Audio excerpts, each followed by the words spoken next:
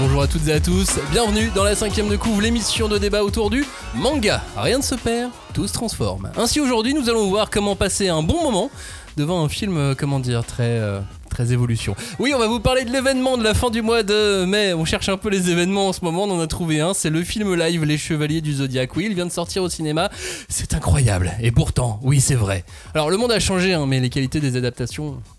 pas toujours. Donc nous sommes allés pour vous voir ce film, Les Chevaliers du Zodiaque. On en sort tout juste, là il y a 1 heure, on était au cinéma, on est complètement à chaud et on va vous en parler dans cette émission qui, j'espère que vous le comprenez aisément, ne sera pas à 100% sérieuse. On risque de rigoler un peu du film, un peu de nous-mêmes. Cagnard d'ailleurs, si je te demande de faire ton top 3 des pires films live adaptés au manga, est-ce que celui-ci peut postuler et tu mettrais quoi dedans ? Est-ce qu'il peut postuler ? Alors oui, je pense qu'il faut laisser la course ouverte, c'est un sérieux concurrent qui vient de débarquer quand même. Mais dans les pires, c'est pas évident de réfléchir aux pires adaptations. Je mettrais... Qu'est-ce que je mettrais dedans ? Je vais mettre le Nicky Larson de Philippe Lachaud.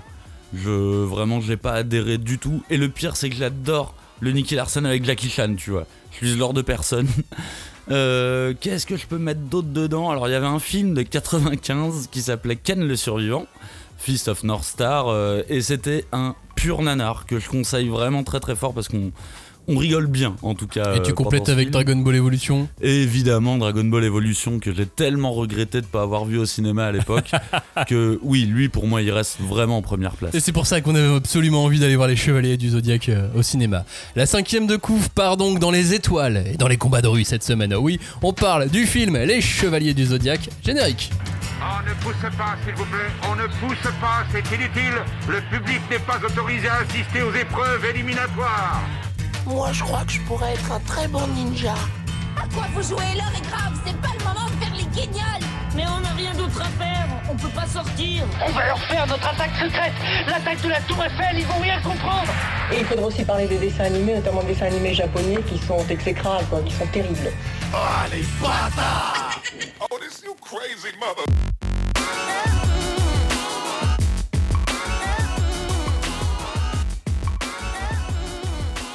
Vous écoutez la 5ème de couvre, le seul podcast où l'on peut découper, charcuter, dépecer et peut-être aimer les adaptations cinéma de manga. Et l'on vous remercie. Cagnard, on était ensemble au cinéma à l'instant. Salut.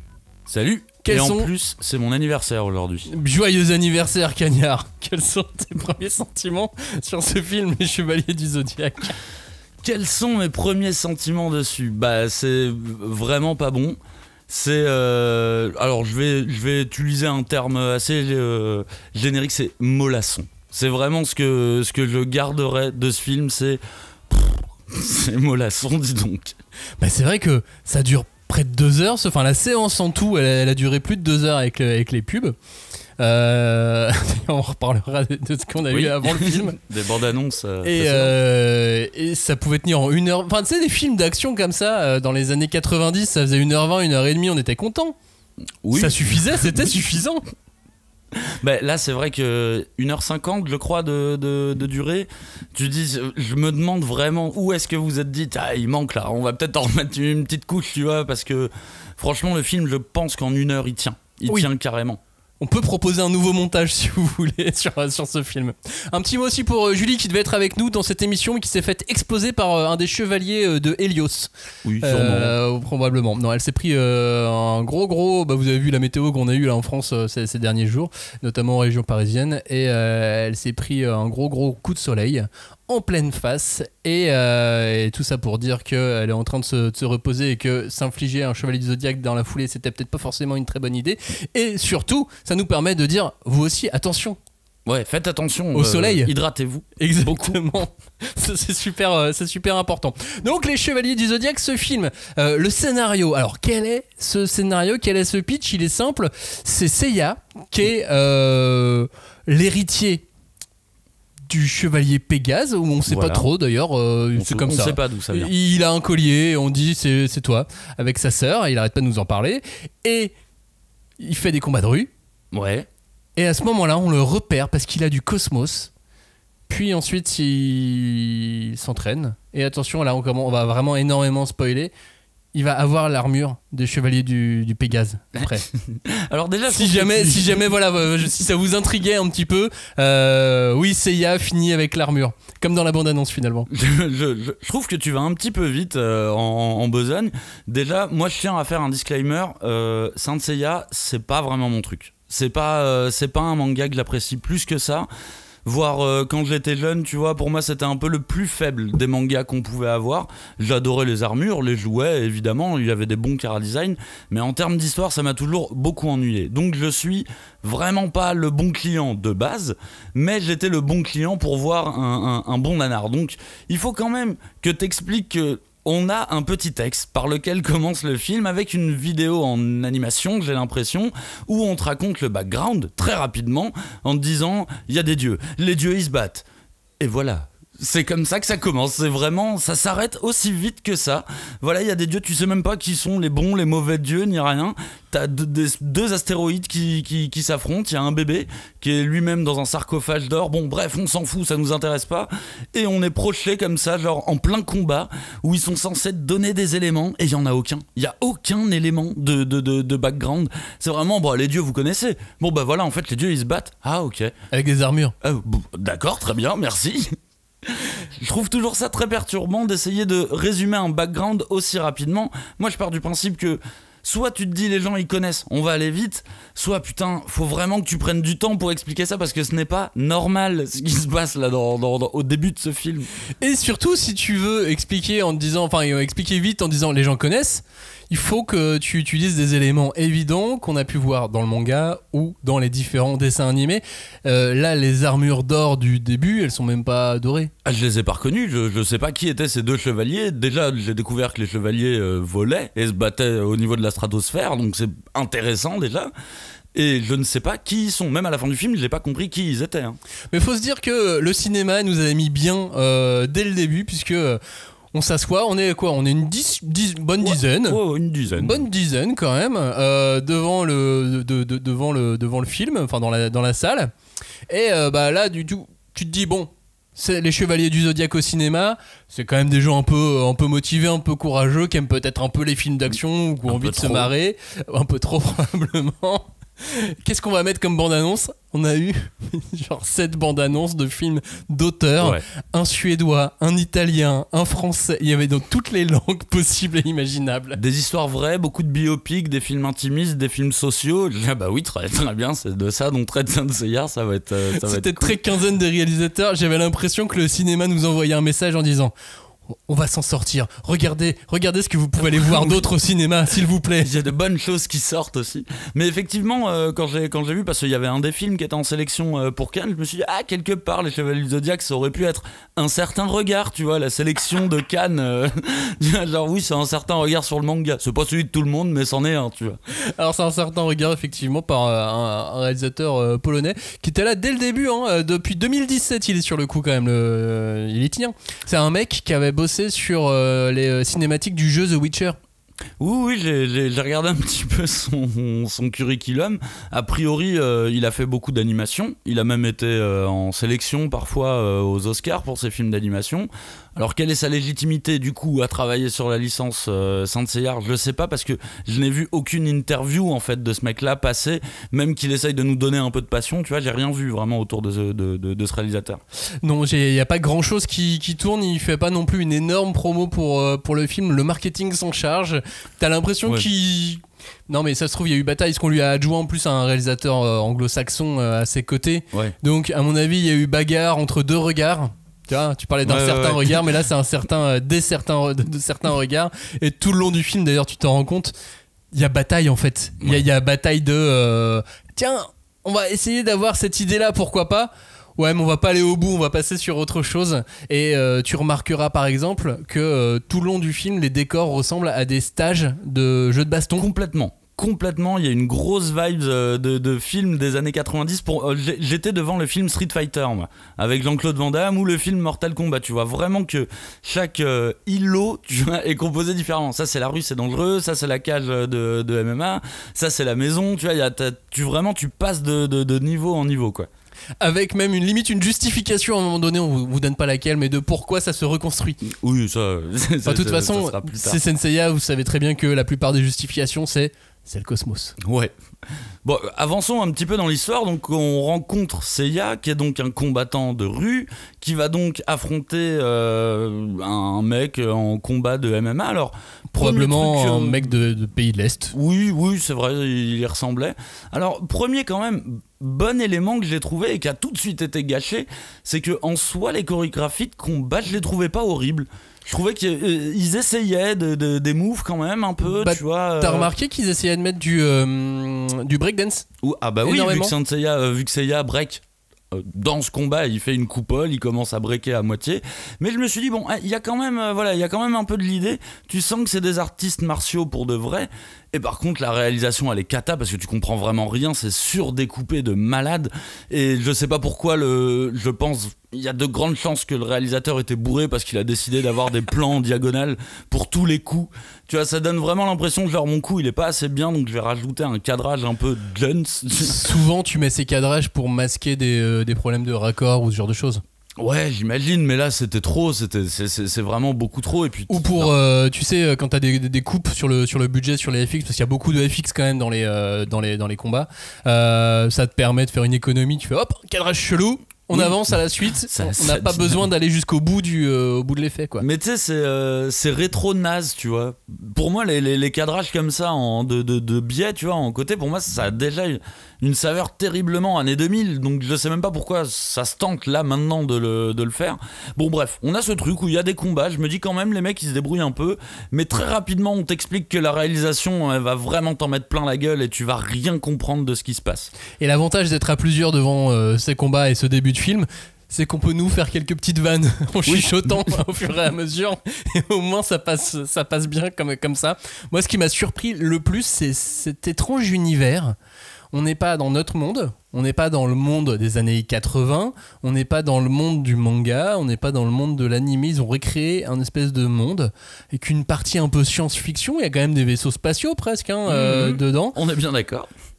Futuriste, mais avec un peu de mythologie, et en même temps ils n'avaient pas les moyens de faire tout un monde futuriste, donc finalement ça ressemble à une maison de vacances très luxueuse en Grèce.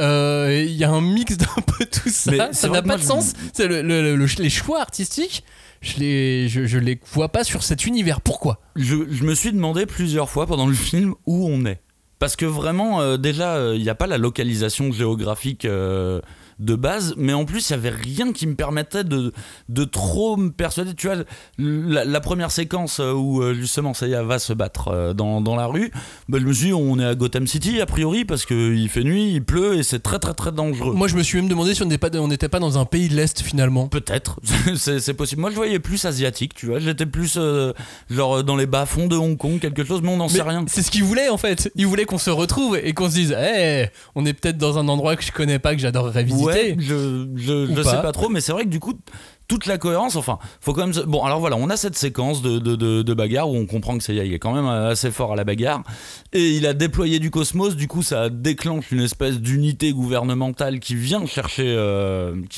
Seiya. Là on est à 5-10 minutes du film, on est vraiment au début film, et ça a vraiment été mon passage préféré. T'as Sean Bean qui débarque et qui lui dit viens avec moi si tu veux vivre, donc il le suit. Et en fait, j'ai noté sur mon téléphone explosion, vaisseaux spatiaux et flingues. Bienvenue dans les Chevaliers du Zodiaque, quoi. C'est tout ce que je connais. On est dans les 5 premières minutes. C'est trop bien. Avec des mecs en armure, mais pas en armure de Chevalier du Zodiaque. Il y a des mecs qui ont des espèces d'armure de combat qui pourraient être dans... Ils étaient très Robocop. Le dernier Robocop, ouais. le remake qui était pas très bon, là, c'est le même genre d'armure noire, semi-métallique. Ça devait être un enfer pour bouger, je pense, pour les acteurs à l'intérieur. Mais voilà, on se retrouve vraiment en plein truc de SF. C'est dégueulasse. La 3D est immonde. Il y a une course-poursuite. Je me souvenais pas de course-poursuite dans les Chevaliers du Zodiaque non plus. Mais tout est fait en 3D et c'est fou, il n'y a pas d'argent. En fait, à un moment donné sur la course-poursuite, je sais pas si tu te souviens bien, sur 3-4 plans de séquence lointains, j'ai l'impression que c'est fait avec des miniatures mais mal fait. Oui. Tu sais, comme dans les Sentai. Oui, je suis d'accord. Il y a ce côté très kitsch. Je sais pas si ils se sont dit c'est une scène d'ouverture du film, donc on va y mettre quand même des moyens. Mais c'est pas possible de faire ça. Enfin, ça c'est vraiment moche quoi. Puis en plus c'était au début, donc ça te met dans la tête tout de suite que attention, on n'a pas de thunes les mecs, mais on va faire comme si on en avait. Ouais, du coup moi limite ça pouvait me donner un côté un peu positif, genre on a nos limites, on va faire n'importe quoi. Ce qui aurait pu me faire marrer, mais là je vois vraiment une cinématique de jeu de, je sais pas, de PS2, de PS3, tu vois. Alors mais non, mais c'est dégueulasse.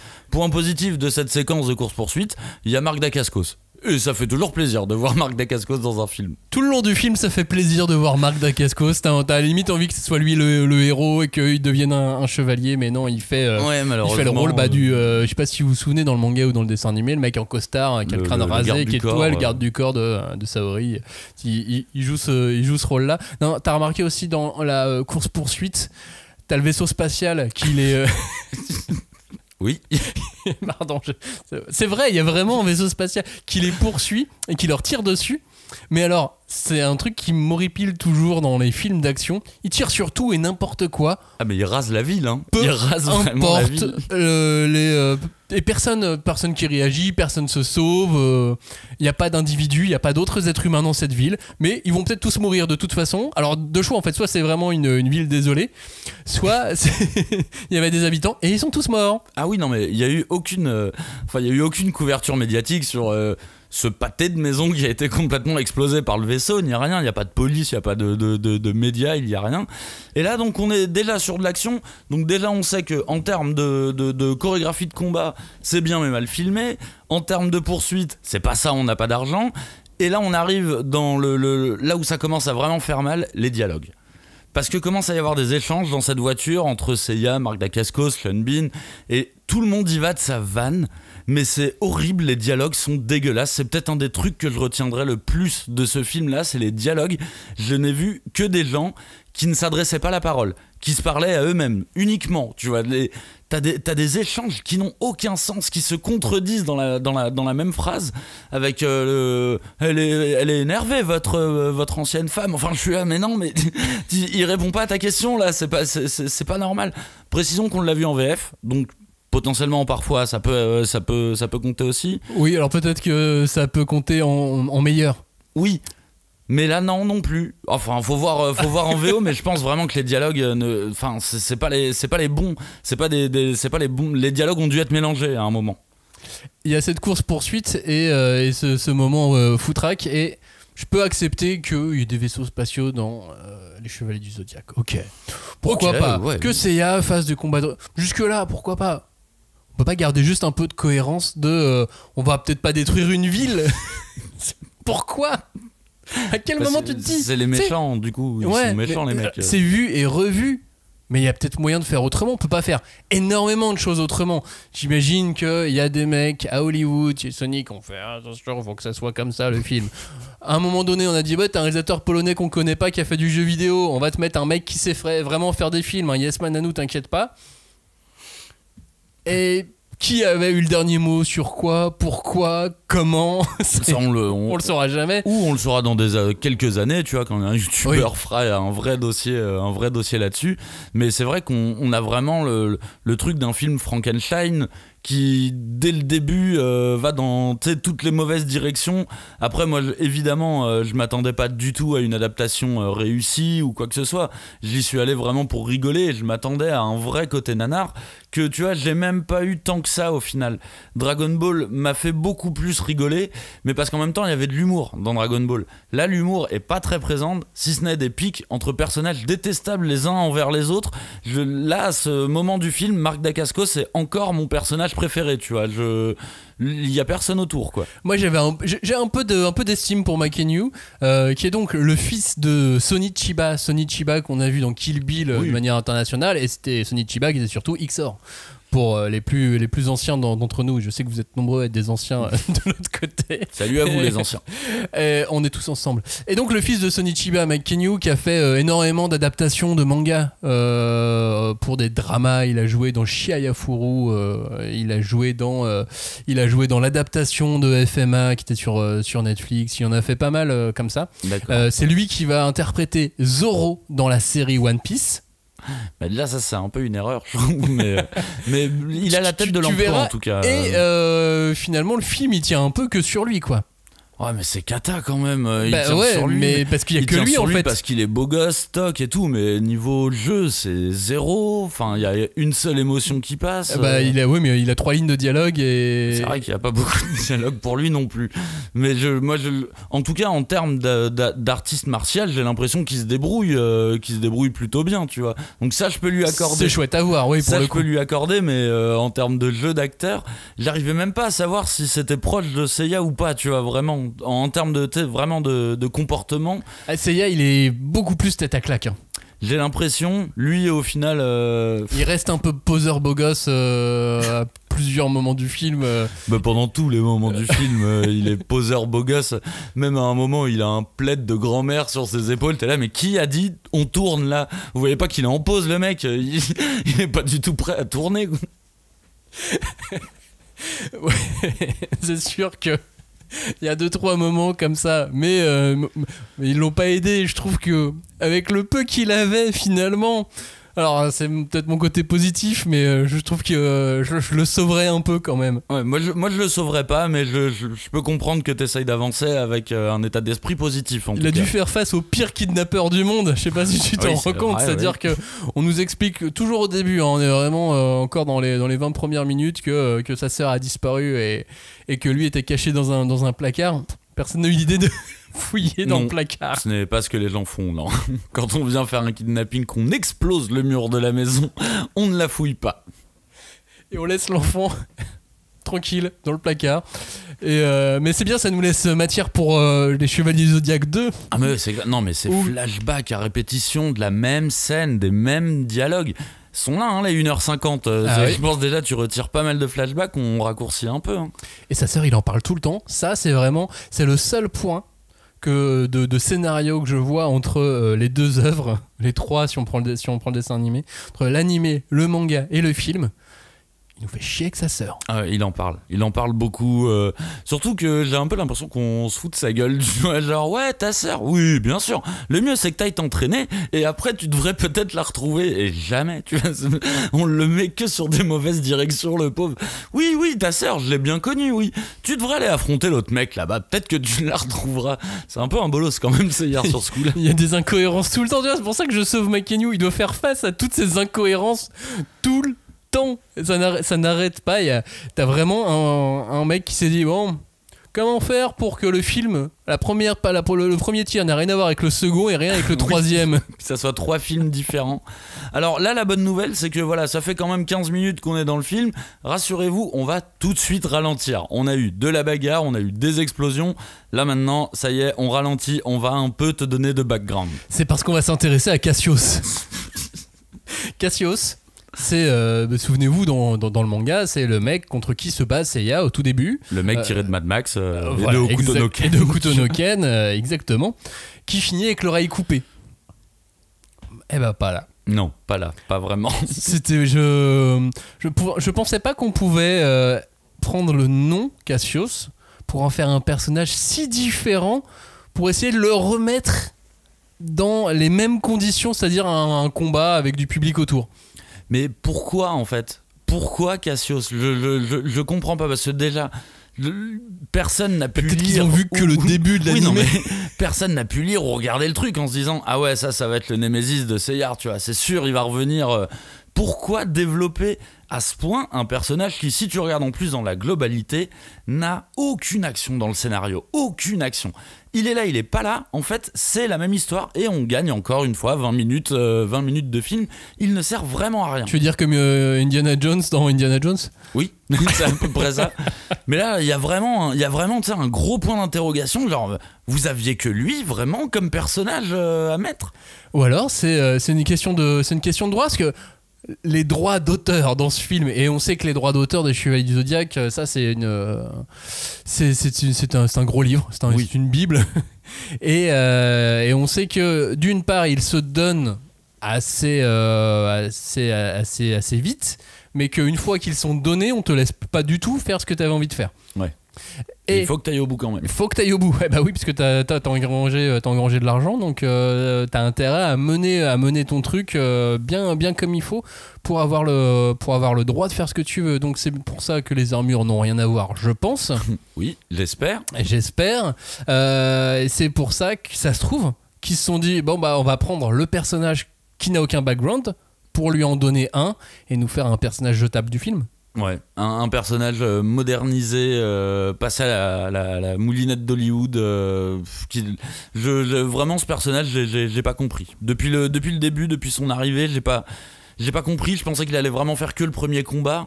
Et en fait, non, il commence à prendre le seum. Genre, ça y est, je le retrouverai. Mais qu'est-ce que tu fous là, en fait Et pourquoi c'est pas Dolph Lundgren qui fait ce personnage ? Oui, déjà, on aurait pu avoir un Universal Soldier, ça aurait été mieux. Exactement. Et là, vraiment, c'est le moment du film où on rencontre Athéna, Sean Bean explique ce qu'il peut expliquer. Et là, putain, mais j'ai l'impression là, même dans les explications, il y a tellement d'incohérences. Il y a rien. Et puis surtout, il n'y a pas de début, en fait. Il n'y a pas de début de croyance de quelque chose. Moi, au bout d'un moment, dans ma tête, je me disais, parce que t'as Sean Bean qui explique, évidemment, il y a la réincarnation de la déesse Athéna, tout ça se passe bien.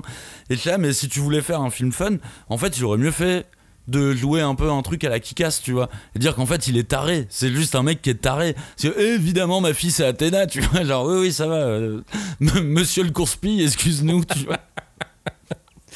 Ouais, mais bon, ça va nous permettre d'y croire assez vite. Parmi les incohérences, par exemple, ils ont une maison où quand Athéna déclenche son cosmos, tout se ferme. Ouais. Pour pas qu'on puisse la repérer de loin et qu'on repère son cosmos. Scène d'après, elle est dehors au bord de la plage. Oui, oui, ça va, elle peut sortir un peu quand même. Oui, mais là, du coup, si son cosmos se déclenche, on va la repérer. Non, mais c'est pas en extérieur, très rarement. C'est ça. Donc là, on a la rencontre de Seiya et Athéna. Alors forcément, ils se détestent. Évidemment, ce que j'ai trouvé un peu problématique, c'est que les deux me paraissent détestables. J'ai pas envie d'en sauver un. L'autre, elle fait carrément du mépris de classe en disant ah tu manges comme un porc et tout. Lui, tellement ténébreux à dire ouais dans la rue, tu sais pas quand sera ton prochain repas. Alors moi qui ai grandi dans la rue, si, hein, tu peux trouver tes repas, tu vois. Mais du coup les deux sont antipathiques, donc je pars sur une autoroute où je me dis oh ils vont être tellement relous ces deux-là. Et puis on les voit plus. Et puis on les voit plus, on n'a plus le temps en fait. On n'a plus assez de temps pour rester sur eux. Parce qu'on s'intéresse à deux personnages. Le mec à la capuche et un type. Vous verrez, parce qu'il faut vraiment voir ce film quand même avec des amis. Ah bah oui, sa famille sûr. ou quoi, mais bon, il faut le voir. Qu'une pizza avec. Faut bien se mettre, hein. Faut que le reste soit bon pour que le film soit bon. Faut que l'ambiance soit bonne. Et vous verrez, le mec à la capuche. Alors lui, il est mystérieux. Déjà, il porte une capuche toute la première moitié du film, tout le temps. On sait pas. À l'intérieur, il a une capuche. À l'extérieur, il a une capuche. Dans le vaisseau spatial, il a une capuche. Même dans des endroits sombres, il a une capuche aussi. Et il doit rien voir. Ça doit être galère pour lui, sa vie. C'est peut-être une dédicace à The Witcher, tu vois. Et il a un manteau stylé, en revanche. Oui, plutôt. Tu remarques, il a une petite boucle d'oreille. Je suis un peu stylé et je suis ténébreux. Et donc, la méchante, Femke Janssen... Est-ce qu'on sauve Femke Janssen dans ce film ? Pas du tout. Est-ce qu'on sauve son médecin qui lui a mis beaucoup de botox dans le visage aussi ? Non plus. Il l'a pas défiguré, mais bon, elle est venue prendre un chèque. Tu vois, elle a un niveau de jeu qui est complètement lambda. Je pense ils l'ont choisi elle en disant ouais, les gens doivent se souvenir que c'est Phoenix de X-Men, donc ça va. Les mangas, les comics, c'est un peu la même chose. Donc vas-y, ça fait un nom connu, on l'ajoute. Mais en termes de budget, il y a du monde, hein.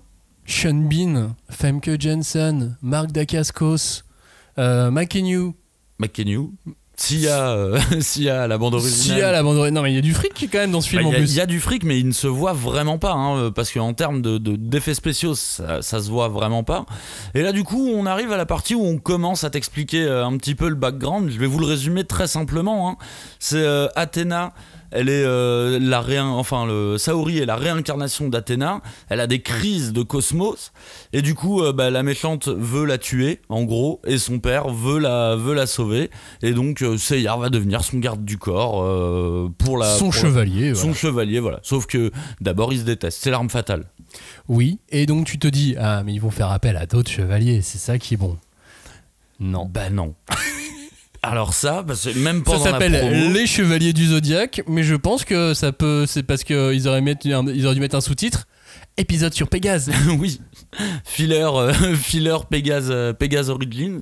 Donc oui, moi je pensais vraiment en voyant la bande-annonce qu'il y avait d'autres chevaliers et que on les préservait quoi, on les gardait pour après, mais non, vraiment pas. Ne vous attendez pas à d'autres chevaliers. Oui, c'est-à-dire qu'on préfère vous donner cette absence d'information à ce sujet, cette absence de présence de chevaliers, parce que vous allez être déçus sinon, vraiment.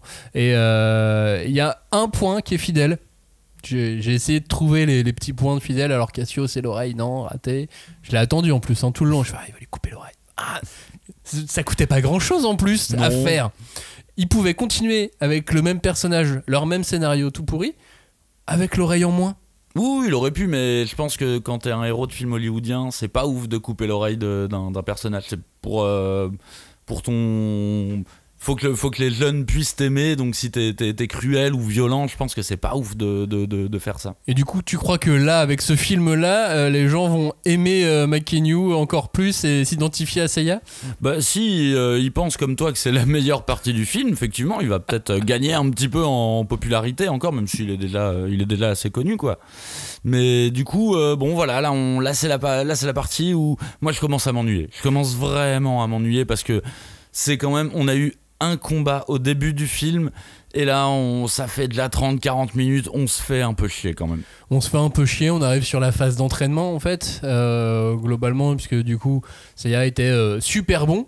Alors pareil, niveau incohérence, Seiya est super bon. Il part à l'entraînement et t'as l'impression qu'il a perdu la moitié de ses capacités. Oui. Parce qu'il s'est révélé avoir une autre destinée, du coup je vais être moins fort.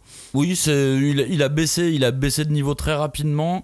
Et là encore une fois, c'est un peu les yeux explosés. C'est moche, c'est vraiment moche quoi. Toute la 3D, le ciel là, la montagne qui doit gravir, tout est moche. C'est vrai que en termes d'image, de couleurs, de photographie, il n'y a pas grand chose de cohérent en fait. C'est-à-dire que ça aurait pu être un parti pris, mais le parti pris change tout le temps. Ben oui, c'est ça. Et puis le parti pris aurait peut-être été d'en faire un truc grotesque, à la limite, tu vois. Mais là, c'est vraiment moche. On dirait qu'ils n'ont pas eu assez d'argent pour repasser sur les trucs, parce qu'ils ont créé les designs. Mais je pense qu'ils n'ont pas eu le temps de les affûter. Mais même, j'aime bien l'idée de la tête de statue qui vole au fond et tout ça. Oui, très bien. Bon, pourquoi pas, quoi. Mais encore une fois, ça fait stage de jeu vidéo, quoi. Ah bah oui, toujours. Et là pour le coup, donc, il va rencontrer Marine pour son entraînement. Qui a un masque un peu bizarre, je trouvais, mais bon, ça c'est du cosplay. C'est vraiment du cosplay, hein, faut pas déconner. Et du coup, là, malheureusement, bon, déjà, je m'ennuie encore sur ce qui se passe. Là, t'as tout le. Là, des vannes. Ouais, ça fait des vannes. Là, ils ont calé toutes les références au Chevalier du Zodiaque. C'est maintenant, hein, c'est vraiment. C'est ça. C'est le seul moment où il y a un truc vraiment, vraiment fidèle. C'est l'explication sur le cosmos. C'est ça. Ça dure 1 minute. C'est rapide. Vous avez la fidélité et le raccord au reste de l'univers. Et faut que t'y crois. Faut que t'y crois. Si Seiya n'y croit pas, bah, ça marchera pas. Et là, malheureusement, en plus, les décors. Là, moi, j'étais dans Power Ranger. Hein. C'était vraiment Power Ranger pour le coup. Où, tu sais, dans les Sentai, souvent, ils aiment bien se battre dans des lieux un peu désertiques et tout. Bah, là, on peut les détruire. Ouais, là, j'ai vraiment eu l'impression que c'était un décor de Power Ranger, donc ce qui ne joue pas forcément pour la qualité. À la différence que dans Power Rangers, tu vois que tous les costumes sont plutôt fit. Oui. Parce que pour pouvoir faire tous les combats, c'est assez important. Et là, tu découvres qu'à partir du moment où ils mettent tous des armures, toutes les armures qu'il peut y avoir, elles sont toutes trop grandes. Oui, il y a un problème, il y a vraiment un problème de taille. C'est bizarre, le costumier, je sais pas, peut-être mal pris les mesures, ils ont changé de morphologie pendant le tournage, mais ils ont tous l'air de flotter un peu. Et c'est que le début, hein, c'est que le début des armures, entre guillemets, on va dire. Ah ouais, parce que de toute façon, il y en a pas vraiment dans le film. C'est un autre truc, je vais revenir dessus après. Mais ouais, tout a l'air trop grand et elles ont l'air d'être c'est des chevaliers de résine. Oui, il y a les chevaliers d'or, les chevaliers d'argent, les chevaliers noirs, les chevaliers de bronze. Bon bah là, le chevalier de bronze, Pégase, c'est le chevalier de résine, quoi. Ah ouais, c'est vraiment. Alors il a une espèce de première transformation à ce moment-là. Et ça lui donne, j'ai l'impression, son déguisement, enfin son costume de quand il affronte justement dans les arènes. Donc je suis là, bon, ok, d'accord, ça ressemble légèrement à un costume, ça fait un peu pouilleux, mais ok, on peut comprendre. Et là, moi je suis désolé, mais on est encore sur les dialogues, quoi. Les dialogues qui n'ont aucun sens. Chacun se parle dans sa direction et personne ne se parle ensemble. Ça ne fonctionne pas. Encore une fois, scènes de combat qui n'ont pas l'air dégueulasses si tu les regardes, mais filmées vraiment d'une manière frénétique. T'as l'impression qu'il y a une coupe toutes les 2 secondes. C'est tellement chorégraphié au final que t'as du mal à croire que les coups portent. C'est pas... Tu peux pas te prendre d'émotion pour une phase de training comme ça, tu vois. Non, à aucun moment l'empathie se provoque, mais on s'y attendait. On s'attendait à ce que l'empathie fonctionne pas. On s'attendait à voir des trucs kitsch. De toute façon, la bande-annonce nous l'avait bien annoncé. Hein, le kitsch, il est bien là, il est bien au programme. Et même cette histoire d'armure trop grande. Regardez la bande-annonce. Hein. Faites un arrêt, regardez le visuel de l'émission, vous le voyez. Elle est trop grande pour lui. Alors, il doit y avoir probablement des raisons technico-pratiques. Bah ouais. J'espère que c'est ça. Plutôt que ah merde, c'est trop grand. On n'a pas le temps de les refaire. Allez, on tourne. Je sais pas. Je sais pas comment ils ont réussi à arriver à ce résultat-là, parce que je vois quand même très souvent des cosplayers à Japan ou autres qui font mieux, j'ai l'impression. Alors, je parle de cosplayers internationaux, tu vois. Mais là, c'est... Où est l'argent en fait Alors l'argent, j'imagine qu'il est à la base dans les mains d'un mec qui s'est dit bon, 2 choix en fait, soit on n'a pas le droit de refaire les mêmes armures que ils n'ont pas laissé les droits sur les armures, parce que Senseiya c'est quand même le manga, donc Shueisha, c'est l'animé, c'est Toei, donc Toei est à la prod du film, et c'est aussi énormément Bandai. Ouais. Qui a beaucoup de droits aussi sur certaines armures, etc. Donc il y a quand même tout un tas de personnes à prévenir à chaque fois que tu veux faire un truc. Donc j'imagine qu'ils n'avaient pas forcément envie de faire tout valider par tout le monde pour quelconque raison, sachant qu'en plus que les armures du manga ne sont pas les mêmes que les armures de l'animé, ne sont pas les mêmes que certaines des armures en jouet. Là, on a déjà trois niveaux d'armure, mais qui, pour le coup, se ressemblent, sont proches. Oui, bien sûr. Là, on est à des années-lumière des armures du manga. Et donc peut-être que ça arrive, il l'avait notamment fait pour les Schtroumpfs, ils se sont dit on change totalement le design, parce que comme ça les produits dérivés ils seront pour nous. Ouais, ils nous appartiennent. Ils nous appartiennent, ça sera dans nos poches que ça ira. Et comme on crée une licence, parce que là on fait le 1, mais il va y avoir un 2, un 3 et un 4, croyez-nous, faut pas, on a suffisamment on va se mettre suffisamment bien pour avoir les droits et pour faire des jouets, et les gens ils voudront un petit McKenyu en jouet en armure de Pégase, et puis voilà. Ouais, après on n'a pas vu la promo dans les autres pays aussi, donc on sait qu'en France c'est un ratage, il n'y a même pas eu de projection presse, donc c'est toujours un signe avant-coureur, on va dire. Après peut-être que effectivement, tu sais, s'ils misent un petit peu plus sur le marché asiatique, peut-être quelque chose comme ça, ils pouvaient en avoir, on va dire, un peu rien à foutre de la cohérence de l'univers. Ça reprend un petit peu ce que tu disais, hein. C'est un film très, très Frankenstein au final, qui ne sait pas vraiment ce qu'il doit faire. Il incorpore des vrais passages, des vrais passages du manga, mais vraiment réduits à son minimum, et il essaye de te faire passer ça sur un fond de film d'action, en fait. Un fond de film d'action qui ne convient pas, en fait. C'est parce que si ça avait été 100% un film d'action d'1h20, on se serait peut-être fait avoir. On serait peut-être allé dedans en se disant c'est pas si mal. Ils ont voulu faire un film d'action, c'était parti pris. Ils ont oublié une partie du background, mais tant pis, il y a des super combats. Mais c'est pas ça. Non, il y a pas ça. Et puis il y a du fantastique aussi, tu vois. C'est dur de rester accroché. Déjà, de toute façon, comme on disait, de base on sait pas à quelle époque on est. Moi j'ai vu un téléphone qui était un vieux téléphone à un moment, je me suis dit on est dans les années 90 peut-être. Bah non, finalement il y a l'avion des X-Men qui débarque, donc on est donc plus loin dans le temps a priori. Bon, c'est perte, t'étais un peu perdu pendant tout le film, et puis très rapidement faut arrêter de te poser des questions, hein. Faut continuer à avancer et profiter de Marc Dacascos qui nous illumine à chaque apparition. Ouais. Elles sont pas nombreuses, pas beaucoup de texte non plus. Il avait vraiment des lignes de texte de plus d'une ligne, justement. De plus d'une ligne, c'est pas sûr. Je pense que c'était souvent découpé en phrases.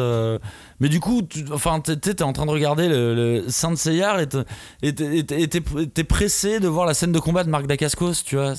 C'est quand même, ça veut dire quelque chose d'assez rigolo. Alors ça balance des punchlines. Elles sont toutes mal écrites, c'est pas possible. Même en fait, quand elles pourraient être bien cool. si elles avaient un enchaînement. À chaque fois, elles s'enchaînent pas de manière. Elles sont pas à propos, c'est pas le bon moment. C'est pas le bon moment. Toujours le mauvais bon timing. Il y a une scène de combat avec Marc Dacascos. Déjà, je trouve ça assez sympa de mettre au même niveau le combat d'un chevalier, tu vois, et de Marc Dacascos qui est un garde humain, tu vois, tout ce qu'il y a de plus normal. Mais bon, la scène commence avec Max, on est chaud, on se dit yes, vas-y Marc, sauve un peu le film, tu vois, reprends-nous. Et là, il balance 2 punchlines qui ont rien à voir, genre messieurs, je vais vous demander de quitter cet avion. Mais c'est quoi la blague? Tout le monde se marre, tu te souviens, tout le monde rigole, oui. Les gardes rigolent, Marc Dacascos rigole, nous aussi on se met à rigoler, on sait pas trop pourquoi, mais on rigole nerveusement parce qu'on est là, arrêtez de parler, je vous en supplie, battez-vous, tu vois. Et ça finit, et en fait on nous la coupe en plus. On nous la coupe oui, cette baston, sûr. c'est-à-dire qu'ils ont même pas réussi à faire une vraie séquence intéressante à 100% de combat, parce que je pense qu'il y a dû avoir des problèmes de rush. Oui, c'est pas possible autrement. Il y a des cuts de toute façon qui sont pas compréhensibles, des trucs qui sont. Tu as rien que le fait de remettre le flashback à ce point, je pense que c'est quasi une manière de dire on n'a pas bien maîtrisé notre montage. Et là, t'as plein de trucs comme ça qui. C'est des débuts de scène, ça coupe, t'es là, mais pourquoi ça coupe maintenant? Je comprends pas. Et pourquoi maintenant, du coup, on va passer à un combat à armes à feu? Enfin, je sais pas ce que je suis en train de regarder là, je sais pas, c'est un amalgame. Dès le début, on nous a montré que Marc Dacascos gérait les armes à feu, puisqu'on le voit avec un fusil. Oui. Mais surtout, il y a un personnage énigmatique qu'on voit au début. Très vrai. Le garde du corps de Sean Bean, qui n'est pas Marc Dacascos, qui est un autre type. Qui a des lignes de texte. Ouais. Donc, il a été payé comme un comédien. C'est pas un mec qui doit se battre. C'est pas une silhouette. C'est pas un figurant. Il est là, il a des lignes de texte. On sait pas qui c'est. Bah c'est assez simple ce qui lui arrive au final. Il se fait exploser dès le début. Ah ouais, seconde 1. Et c'est tout. Et après, il se fait kidnapper. Et il revient pour une séquence. Où il se fait encore plus victimer. Où il se fait encore victimer. Et c'est tout. Et c'est tout. Je te promets, j'ai cru que c'était Chiru à un moment. Alors c'est con, hein, mais le mec a des dreads, des fines dreads et tout. Je me suis dit, ils se sont dit que c'était peut-être les cheveux longs, un équivalent. Mais c'est typiquement, voilà, ça c'est son entrée en matière. Sean Bean et le héros s'en vont. Lui il reste pour les protéger en disant, voilà, moi je vais me taper. T'as les gardes qui arrivent. Il se prend une volée, mais comme j'ai rarement vu ça. Et là je me dis, début du film, ok, second degré, il y a du second degré partout. Le mec qui a l'air trop balèze, ouais. Il se fait exploser en 2 secondes. Ok, on est dans une autre ambiance. Mais ça, c'est que au début du film, c'est tout. Mais c'est sûr que cette scène doit durer plus longtemps que ça. Qu'il y a d'autres éléments dans cette scène. C'est pas possible qu'ils aient construit cette scène comme ça en disant mais pourquoi tu le fais venir en mode badass si c'est pour qu'il se prenne une droite, il est couché direct. Il y a plus que ça, tu vois, c'est sûr. Parce que tu ne retrouves jamais à aucun autre moment du film des moments un peu décalés comme ça qui justifieraient que... Qui serait sur un ton un peu humoristique. Ouais. Non, là c'est pas voulu, c'est au contraire pour montrer à quel point les méchants sont forts, tu vois, ils ont retourné ce mec très facilement, mais de toute façon tu t'en fous, tu savais pas quelle puissance il avait, s'il était fort, s'il était faible. Et tu sais même pas qui c'est ce type. Je sais même pas si son nom est dit à un moment. Je crois même pas, peut-être que son nom est dit, mais on était un peu trop motivés pour voir le film, on n'était pas assez concentrés au début, c'est pour ça je pense. Et puis le film avance. Et bon voilà, ça se conclut de manière plutôt logique. On va pas vous donner la fin, mais je pense que tout le monde peut la deviner aisément, puisque c'est un film qui a été vu et revu. Est-ce qu'il pouvait faire autrement ? Moi, c'est la question que je me pose, c'est est-ce que scénaristiquement tu pouvais faire autrement ? Je sais pas. Est-ce que on aurait pu faire un autre film avec le même scénario ? Ça c'est sûr. Oui, c'est sûr. Mais j'avoue que je me suis moi-même dit pendant le film, mais en même temps, tu sais, s'ils me demandaient à moi personnellement, tu vois, leur aide-nous pour ce film, mais je saurais pas quoi leur dire. Enfin, pour moi, il y a des médiums qui doivent aussi un petit peu se respecter, et certains qui sont un petit peu compliqués à adapter. Enfin, tu veux adapter du manga, il y en a plein à pouvoir adapter. qui n'utiliseront pas forcément des pouvoirs magiques, des trucs où tu peux très facilement devenir kitsch en fait. T'as des thrillers, prends du Urasawa, t'as plein de trucs, mais malheureusement c'est pas les licences qui sont les plus connues, et les producteurs cherchent les licences les plus connues. Mais là je pourrais même pas te dire, tu vois, genre pas assez réaliste, trop absurde, je pourrais pas te dire. Ils ont fait rentrer des ronds dans des carrés, littéralement. Avant d'aller au cinéma, on attendait devant le cinéma avec Cagnère, et puis j'étais en train on divaguait comme ça, et je lançais, mais tu sais quoi, si ça se trouve, ils avaient un scénario qui avait déjà été écrit par des types, et ils avaient la licence Les Chevaliers du Zodiaque, et ils se sont dit, ah bah voilà, ce scénario il va tenir, si on le mettait avec Les Chevaliers du Zodiaque, comme si le film n'avait pas été écrit pour cet univers, mais qu'on a essayé de coller les deux ensemble. Ah mais c'est sûr, parce que c'est une forme de scénario qu'on a déjà vu plein de fois, et d'ailleurs c'est le scénar de Dragon Ball Evolution, hein, c'est à peu près la même chose, et c'est vraiment, ils sont sur c'est dans ce sens là que je te dis de faire rentrer des carrés dans des ronds. C'est que déjà pour moi, si tu veux faire une série manga, bah, le mieux c'est de l'adapter en série peut-être, plutôt qu'un film, et surtout là on est vraiment sur quelque chose qui ne rentre pas, du coup c'est-à-dire il est dans une espèce de quête d'apprentissage, mais qui correspond au carcan de film hollywoodien, vraiment. Tu vois, ce film il peut me rappeler Jumper par exemple. À un moment on a eu une mode de films de super-héros mais qui n'étaient pas des super-héros, tu vois. On est exactement dans la même chose, donc ils ont pris l'essence d'un scénar, et je sais pas, c'était peut-être la V3 de Jumper, tu vois, je sais pas quoi, mais en tout cas c'est un scénar qu'on connaît, on l'a déjà vu plein de fois. Et c'est marrant que tu parles de série, parce que tout le long du film, à chaque fois je me dis, mais arrêtez de faire ça, arrêtez de faire comme s'il allait avoir un 2, un 3 et un 4, mettez tout dans le premier film, faites un bon succès, même si c'est pas critique, mais au moins faites venir les gens au cinéma pour voir votre film, si vous voulez avoir la chance de faire un 2, un 3 et un 4. Là, t'as l'impression qu'il retenait énormément d'éléments, mais qu'il n'y aura pas de. Espérons qu'il n'y aura pas de 2. Non, je pense pas qu'il y en aura 2. Mais c'est vrai que tu as même Alita Battle Angel, que j'avais plutôt bien aimé comme adaptation. Tu sentais qu'ils gardaient des trucs, ils en gardaient sous le pied, et au final, tu vois, on va sûrement pas avoir la suite, la suite du film. Et là, effectivement, c'est la même chose. C'est à la fois trop généreux dans les combats, les derniers combats avec les armures, c'est vraiment n'importe quoi. Il y a plus rien qui va. Et de l'autre côté, bah, comme les armures qui ne leur vont pas. Les armures, évidemment, elles sont beaucoup trop grandes.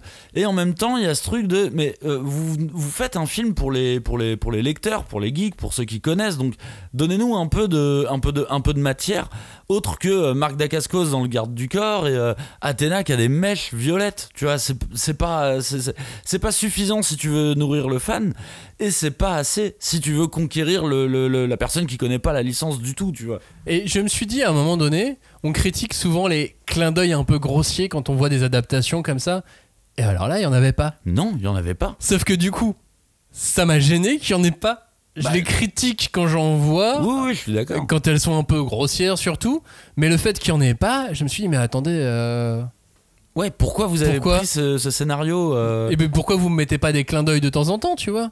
Et tu sais, en sortant du film, je t'ai parlé de Power Ranger, le dernier film Power Ranger, et je pense que c'était peut-être aussi un scénar de Power Ranger qu'ils ont juste adapté vraiment, tu vois, et qu'ils ont claqué là-dessus. Et alors ok, c'est une formule qui existe, hein, le départ à l'aventure, la quête du héros.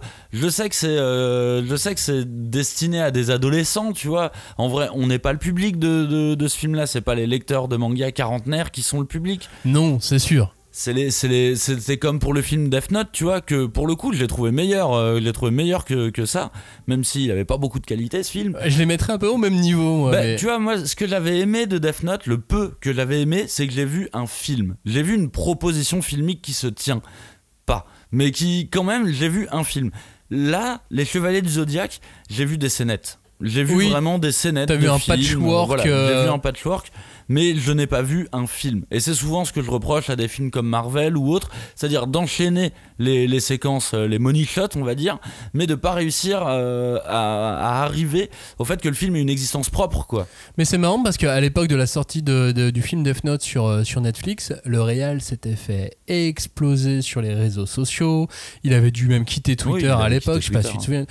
Là, le film Chevalier du Zodiac, j'ai l'impression qu'il ne provoque rien chez personne. Ouais. Non, on sait. Oui, et tu vois, c'est le côté un peu décevant, c'est que moi je pensais vraiment que j'allais me marrer, je pensais vraiment que j'allais rigoler, et j'ai payé 14 € quand même pour rigoler, et c'était pas drôle du tout.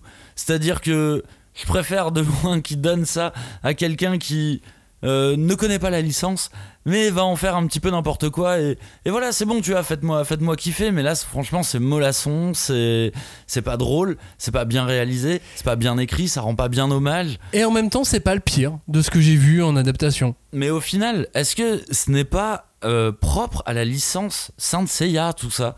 C'est-à-dire que tout ce qu'ils publient, tout ce qu'ils font en anime, c'est quand même, enfin, c'est pas fou, quoi. Ça dépend. Alors, je suis pas d'accord. Je mettrais pas tout dans le même sac. Là, il y a un spin-off par exemple qui vient de sortir chez Kurokawa que j'ai bien aimé. La bande dessinée de Jérôme Alquier, j'ai beaucoup aimé. Oui. Parce que je me suis vraiment retrouvé en plus. C'est pas exactement, c'est pas les couleurs, c'est pas les teintes, mais on est plus dans l'esprit du dessin animé, oui. Et en bande dessinée, et en plus son scénario se tient bien, celui de Arnaud Dolaine. Donc voilà, je jette pas tout. Alors ouais, il y a plein de trucs, toutes les adaptations Netflix du moment, celle-ci je vais les jeter effectivement, mais je jette pas tout de Senseiya non plus.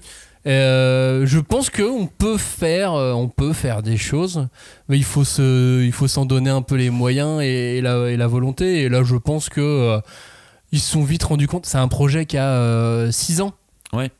Donc, à mon avis, ils se sont à un moment donné dit que ça traînait trop et qu'il fallait accélérer, qu'il fallait le sortir. Oui, qu'il fallait que ça sorte. Au final, je sais pas si tu te souviens, Max, on avait regardé le premier épisode du dessin animé Les Chevaliers du Zodiac, mais fait par les Américains.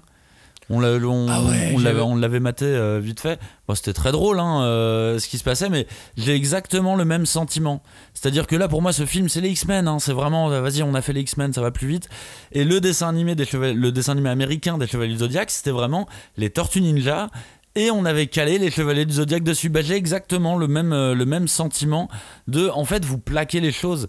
Et c'est pas intéressant de plaquer bêtement en se saisissant des éléments où tu trouves que ça va être intéressant d'un point de vue financier, tu vois. Et là, donc, c'est des modèles préétablis qu'on applique. Pour nous qui connaissons la licence, ça n'a vraiment aucun sens, absolument aucun sens. Et tu vois, même rigoler, j'ai pas réussi. Et même parfois, tu sais, on dit... au moins ça va pousser les gens à lire. Non mais là je pense même pas. Je vois pas. Surtout que si tu aimes ce film et que tu lis le manga, tu vas détester le manga clairement. Après, il faut toujours se remettre un peu en perspective. Je prends un gosse qui a 7 ans, 8 ans, tu vois, c'est ses premiers films, c'est sa première culture cinématographique. Il tombe sur ce film, peut-être qu'il va kiffer. C'est possible, il faut toujours garder ça en tête, je veux dire. Oui, mais moi, je suis pas sûr qu'il kiffe le manga ensuite. Ça, je sais pas. Je sais pas, mais tu vois, moi, quand j'étais petit et que j'ai regardé le Nicky Larson, ce Nicky Larson avec Jackie Chan, je sais qu'il est pas très bon en vrai, mais c'est un bon film de Jackie Chan. C'est tout simplement un bon film de Jackie Chan. Là, je suis sûr que doit y avoir des gosses qui vont regarder en se disant, putain, c'était vraiment stylé, c'était vraiment cool. Il faut toujours espérer. Faut toujours espérer que ça fonctionne. En plus, il a l'armure comme Orelsan dans son clip. Ouais, putain. Non, c'est-à-dire que dans le clip d'Orelsan, les armures étaient mieux faites. Ils sont cool. Ouais. Les armures étaient mieux faites. Et c'était pas des armures officielles. Et Gringe et Orelsan les portaient mieux. Oui, franchement. Mais tu vois, ils sont pas cons, Orelsan et Gringe. Ils se sont mis des petites pièces d'armure. Alors que là, c'est des armures vraiment de berserker, quoi. Je sais même pas comment. C'est à partir du moment où ils mettent leurs armures, de toute façon, ils ne peuvent plus se battre pied-point. Parce que tu vois qu'ils arrivent plus à bouger de la même manière. Donc c'est pouvoir. J'ai même pas compris les pouvoirs, c'est pas spécialement expliqué, c'est croire dans le cosmos, c'est fou. Et je vais devoir spoiler, mais à aucun moment il crie le météore de Pégase. Il y a pas un moment où il dit un truc un peu. Il y a un moment donné où il le dit, où il dit c'est quoi ces météores que tu m'as envoyés? Moi je suis Pégase, je voudrais le faire. Vous avez compris les gars? Météore, Pégase. Et ensuite, à un moment donné, il fait vaguement la constellation, mais il le fait tellement vite qu'on a du mal à voir qu'il dessinait la constellation. Mais comme ensuite on nous la montre en effets spéciaux derrière lui. Ouais, il dessinait je crois que c'était une velléité, c'est qu'il a essayé de dessiner la constellation comme le fait Seiya dans l'animé ou parce dans que pour le moi, manga. Celle qui dessine le plus les constellations, c'est Marine. J'ai l'impression qu'elle reprend toutes les constellations, qu'elle fait le cygne, Mais pareil. Pégase, elle les fait tous. On a très peu de choses au début, tout début sur elle. Il y a d'autres éléments qui sont donnés plus tard sur Marine, pas dans le film, hein, dans l'histoire originale. Et là, j'ai l'impression qu'ils sont aussi partis sur une page blanche. Ah, mais on sait pas qui c'est. Parfait, Oui. on va tout lui faire faire. Qu'elle reste mystérieuse, ça sera très bien Super, comme ça. parfait. C'est comme Cassius. Allez, hop là, égarons leurs oreilles. Et elle jette des petits cailloux. Et elle jette Et des elle jette trucs. des petits cailloux, non, mais ça m'énerve. Il se fait victimer pendant tout le film, le pauvre, ça m'énerve. À un moment donné, il tombe. Et dans cette zone pleine de cailloux, il est passé à 50 cm de s'ouvrir la tête et de mourir. Je pense, oui. On était à une demi-heure, 3/4, même pas à 40 minutes du film, il était terminé. Il aurait pu mourir et elle s'en fout. Elle jette des petits cailloux. Elle continue de le martyriser. Enfin voilà, il s'en prend plein la tête. Donc on a essayé de faire voilà, cette émission totalement à chaud sur les Chevaliers du Zodiaque, le film, plutôt que sur les Chevaliers du Zodiaque, le manga. On n'est pas des spécialistes cinéma, il y a des podcasts qui sont spécialisés dans le cinéma. Bien sûr. Et peut-être qu'ils vont aussi en parler. Peut-être qu'il y a d'autres films en ce moment. Oui, il y a peut-être d'autres choses à voir. Il y a peut-être d'autres actus, l'histoire de Cannes, tout ça, en ce moment. Mais voilà, ça nous amusait en tout cas d'aller au cinéma et de venir enregistrer juste après ensemble et de vivre ça et de vous le partager. Et j'espère que ça vous a plu. Ça veut pas dire que c'est un nouveau format, qu'on va faire des films d'animation ou autre, mais bon, une fois l'an, pourquoi pas, quoi. Là, moi, je regrette un peu de pas avoir noté des dialogues. Parce que vraiment, les dialogues, c'est ce que je garde de ce film. Je pense qu'on va le refaire cette année, non pas sur un film, mais sur une série, puisque cette année sort la série One Piece. Ah. On va peut-être être obligé à un moment donné d'en parler, peut-être en bien, peut-être Ouais, pas. je sais pas si ça vaut le coup. En plus, non, je sais pas. Faudra qu'on en discute, mais moi, je suis vraiment pas à l'aise. Je suis vraiment pas à l'aise sur ces trucs-là. C'est deux univers que j'adore, mais qui sont tellement différents pour moi que je suis évidemment pas très bon juge. Mais surtout, j'ai pas envie de taper sur l'ambulance non plus, tu vois. Moi, elle me rend curieux cette série. Je sais pas pourquoi, elle me rend curieux. Bah, on le fera, hein, et comme dit Karim Debache, on va lui défoncer sa mère à l'ambulance. Non, imagine, c'est bien, on sait pas. Non, bah non, ça sera pas bien. Enfin, je pense qu'on peut maintenant le dire assez ouvertement, tu vois. Mais on n'a rien vu, on sait pas. Surtout que c'est comme une espèce de retour en arrière parce que moi j'avais regardé le film avec Scarlett Johansson, c'était Ghost in the Shell. Ouais. J'avais trouvé ça pas dégueu, j'avais trouvé ça assez joli. Alors ok, c'était peut-être pas super fidèle au manga, mais en tout cas j'avais vu un bon film. Et là j'ai vraiment l'impression qu'on est revenu en arrière de Dragon Ball Evolution. Ok, bon bah vous apprenez pas grand chose, mais continuons à avancer. Alors on va la voir en série. On va voir, parce qu'en plus moi je suis relou parce que je trouve que les adaptations japonaises elles sont beaucoup trop fidèles, du coup il n'y a rien d'intéressant à tirer si tu connais déjà le manga. Et les adaptations américaines, faut creuser pour trouver l'élément qui se raccorde à ton manga. Donc là déjà je suis sur One Piece, je vois tellement de problèmes, tu vois, en réfléchissant à One Piece je vois trop de problèmes déjà. Bah déjà l'action, Les pouvoirs, les coups quoi. Combien ils vont mettre d'argent là-dedans là, parce que chaque île, chaque personnage a un truc et puis c'est vrai que tu vois, j'y avais jamais réfléchi, mais il y a un truc en fait qui est assez propre au manga, ce sont les affrontements de shonen qui au final dans la réalité sont quand même très durs à reproduire. Et alors c'est même encore plus précisément le cas pour le Jump, et pendant très longtemps au Japon on disait les adaptations du Shonen Mag ça va, on peut les porter à l'écran, et ça s'est fait énormément. Les adaptations du Weekly Shonen Jump, non, elles se faisaient pas, c'est beaucoup trop fantastique. Mais et c'est pour ça qu'il y en a eu aussi peu. Et c'est compliqué parce qu'en même temps, au final, tu dois mélanger des artistes martiaux, enfin des gens qui font des arts martiaux avec finalement des pouvoirs. Parce que Dragon Ball, si on regarde au final, c'est des arts martiaux, tu vois, c'est le tournoi, le Budokai et tout. Sauf qu'il y a toujours un moment où le film va devoir déborder parce qu'on va devoir arriver au pouvoir magique, quoi. Et donc dans cette CA, au début, t'as cette notion de combat pied-point, tout ça. Et dès que t'arrives sur les pouvoirs, t'es là, non, là c'est plus le même film en fait, c'est plus la même chose. Je me demande à quel point sur les scénarios, sur ces films-là, sur les Dragon Ball et les Chevaliers du Zodiaque, ils auraient pas pu se contenter de faire des tournois. C'est ce que je me demande. Et scénaristiquement, ça vaut ce que ça vaut. Mais t'as des tournois, des mecs qui s'affrontent, on sait qui gagne à la fin. Ok, mais au moins t'as proposé quelque chose de fiable. Bah en plus tu sais c'est con mais nous on a un petit peu l'habitude des tournois dans les mangas et tout, mais des films de tournoi en vrai il y en a pas tant que ça. Et si ça avait été un film de tournoi, ce Saint Seiya, j'aurais trouvé ça beaucoup plus original que ce scénario éclaté qu'on a déjà vu 15 000 fois où il y a aucune surprise, rien du tout. Un film tournoi c'est rare en fait, c'est assez rare. Bah, il y a Tekken, il y a Mortal Kombat, mais ils sont pas. Et à chaque fois, des fois, en plus, ils se ratent aussi sur la partie tournoi finalement. Ouais, bah, il y a le grand tournoi avec Jean-Claude Van Damme. Et il y a des films qui sont des simili-tournois aussi, tu vois. The Raid 2, c'est un simili-tournoi. Ouais. Enfin voilà, j'espère que ça vous a plu, que vous allez pouvoir profiter de ces derniers jours et de ces jours de soleil, surtout ces derniers jours de mai. On arrive au mois de juin. Et ces premiers jours de juin pour éventuellement aller au ciné ou récupérer ce film pour le regarder entre amis ou en famille ou avec une très grande pizza ou un très très gros bol de popcorn. Et surtout, lisez le manga. Oui, c'est clair. Moi, je le conseille pas d'aller le voir au cinéma, ce film. Hein. Vraiment, regardez-le chez vous. Et pour le coup, si vous étiez fan du dessin animé, je vous conseille vraiment vivement de vous jeter sur la bande dessinée de Jérôme Alquier et Arnaud Delaine. Mais de toute façon, c'est cool parce qu'on va ouvrir un salon sur le Discord. Et du coup, tous ceux qui sont allés le voir pourront venir échanger avec nous. Évidemment. Pour savoir lequel a trouvé le plus de vices de procédure, on va dire, dans ce film. Et qui a récupéré l'intégralité des dialogues du film pour nous envoyer le PDF. Le script. Je veux le script. Merci de nous avoir écoutés. On vous dit à très vite. Ciao. Salut. Merci beaucoup.